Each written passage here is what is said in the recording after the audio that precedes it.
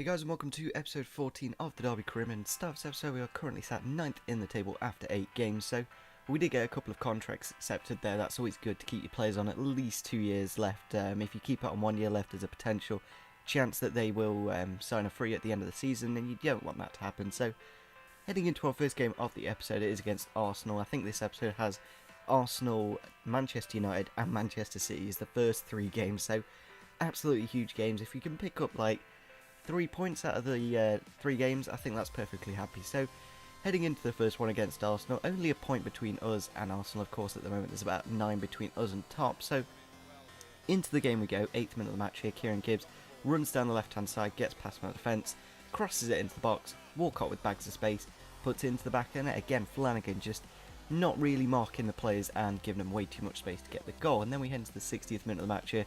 Walcott on the left hand side eventually gets the ball inside to Ramsey. Ramsey passes it inside to Jovetic. Jovetic, he gets his shot blocked, but it quickly goes to the left hand side where of our defence, and again Flanagan just not really there, not really doing a good job. So into the last 15 minutes of the match here, Jovetic running through the defence, smashing it past the keeper.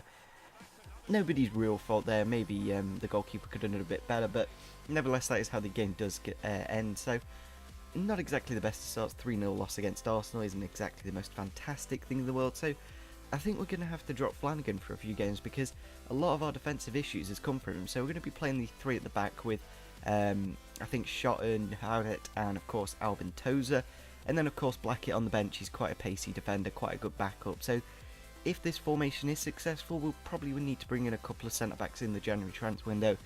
Maybe we could play Thorne or Bielik at centre-back, that could be an option. So into the game we go against Manchester United. A fantastic day at Old Trafford, of course. They've got a really good lineup. Valdez in goal, Fellaini and Khedira and Blind, really good defensive midfielders. And we head to the 46th minute of the match here. Jeff Hendrick puts the ball over the top for Danny Ings and then eventually gets into a dangerous area to pass it across to Jesse Lingard against his former club. Puts it into the back of the net and makes it 1-0. So really nice to see Jesse Lingard on the score sheet, as since he's signed for us he's been playing like mainly in centre mid, so a bit further up in the pitch gives him the chance to get these goals. So into the 57th minute, Thomas Ince cuts inside, smashes it into the top left hand corner and makes it 2-0. So it kind of does show this formation is going to work, because you've got Jordan Ive, Grealish and Ince as our primary wingers, and then of course we got Bamford, Bennett and Ings up front. And then of course at the centre attacking mid position we can play like Roberts and Lingard and maybe a few other players. And a really nice goal there from Bamford.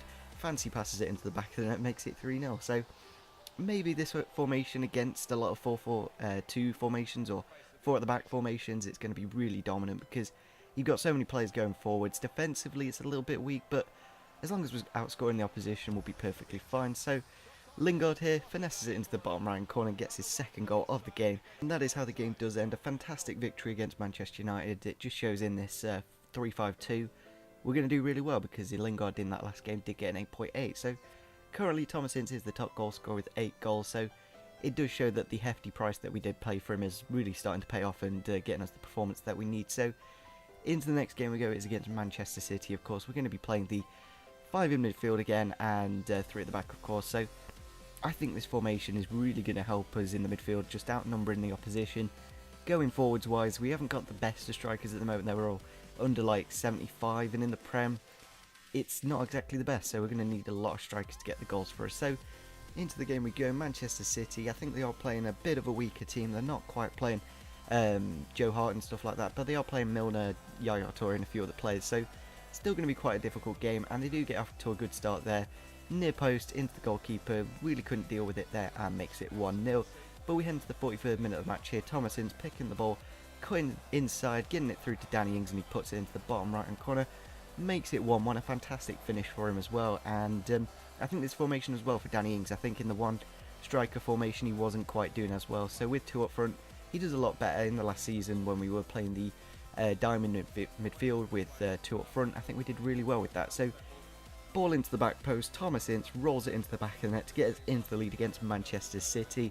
One thing when you do play against the bigger teams, they seem to play quite a few youth players. They weren't playing, of course, Joe Hart, so that was quite a big factor in this game. And then we head into the 87th minute.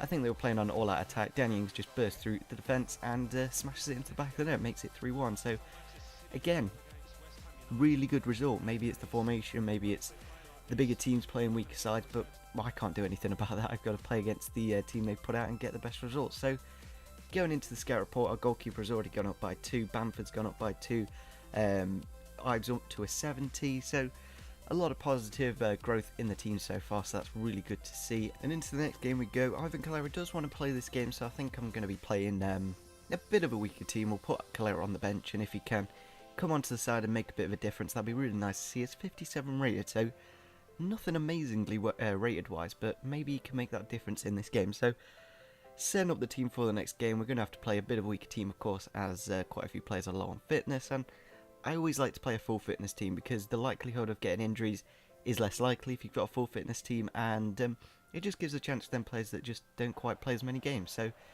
into the game we go. Not quite sure what minute it is because there is currently an injury on screen, and they again corner into the near post, and then the keeper just scrambles it into the back of the net. So I don't know if our goalkeeper needs to get a bit better at that, because already 2 games in a row that's happened, and we are going to change the formation to a 3-4-2-1 with 2 centre forwards and a striker. So going to put Ivan Calero at the left forward position, Roberts on the right forward, Bamford down the middle, Sese Wancambo, Grealish and a few others. I think we bring on 1 player off the bench. I think Zelalem coming on. So hopefully with this like 3 striker kind of thing, it's going to do quite well. So into the game we go. 57th minute of the match here, about 5 minutes after making those substitutions. Picking up the ball with Calero here from a poor goal kick, puts it into the bottom of the net and makes it 1-1. So a 57 rated player just to blast it into the back of the net like that is absolutely fantastic, and it's really good to see when players want to play, they come on and they do perform, so that's really good, of course. So into the 71st minute, here's Sese Wancambo, a nice bit of strength, gets the ball into the box. There is Patrick Roberts to put it into the back of the net and make it 2-1. So it gives us the option, we can play either the 2 forwards in the striker, or we can play a centre attacking mid and 2 strikers. So it's really good, of course. If we do get an injury to the striker, we'll probably have to play the one up front. So into the 84th minute of the match here, Ivan Calero, nice bit of skill, gets the ball into the box. Zelalem puts it into the back and then makes it 3-1. So really, really good substitutions in this game. We got Calero and Roberts and of course Zelalem all on, and they all did get goals. Another goal here for Roberts, gets through, puts it into the back, and they're just waiting for himself to compose and makes it 4-1. So 4 goals in the matter of what, 30 minutes left of the game. So really good substitutions there and got us the result that we wanted. So into the next game we go. It is for England. We've got Hughes, Ince, Ings playing. I'm tempted to give a few more Derby players a chance, but for the time being I don't want to put too many in and make the team really weak or something. So just simming these international friendlies. I don't really see much point. It's basically like a pre-season game.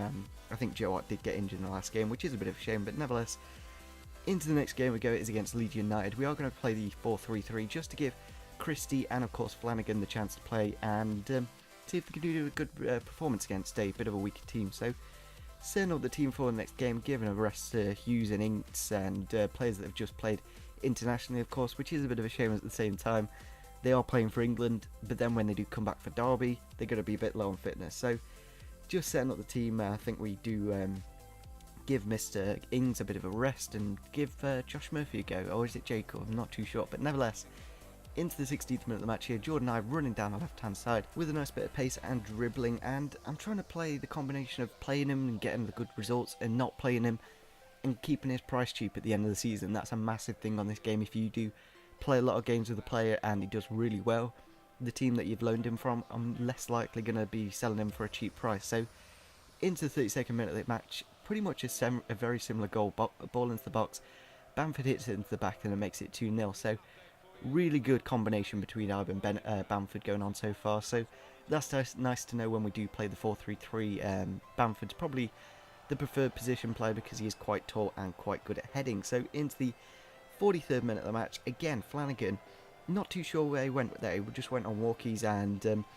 Leeds do make it 2-1. So it is a bit of a shame Flanagan's not doing well, because I really did want to play the 4-3-3, but I think this 3-5-2 is doing a lot better. So potentially in the January transfer window we may just sell all our fullbacks. So into the 42nd minute of the match here, Bamford, fantastic smash into the back of the net to finish off his hat-trick. Really nice to see, of course. I'm probably not going to be signing him on a permanent because I think there's other players that we need to give a go. Maybe we'll get them on permanent. Leave a comment down below on whether we should get Bamford at the end of the season. I'm not going to be playing any more than like 3 million or something. I don't think he's going to be going up too much more. I think he's got about a 78 potential. So just setting up the team for the next game against Sunderland. It is going to be the final game of the episode. Going to be playing the three at the back, as Sunderland are a bit of a better team, and Flanagan just isn't performing. It is quite a bit of a shame as well, because Christie does really well, but Flanagan just lets us down. So into the game against Sunderland. Ron Crete on the bench, of course, for them. They've got Pantamillion on the bench, so a bit of a weaker team, and we kick off from the second half here with Danny Ings.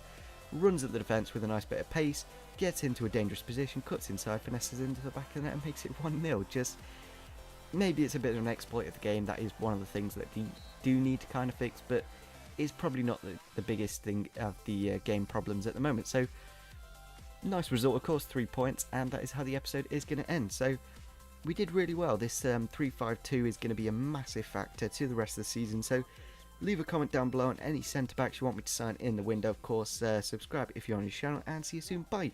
Tottenham Hotspur 2, Everton 1, Southampton 1.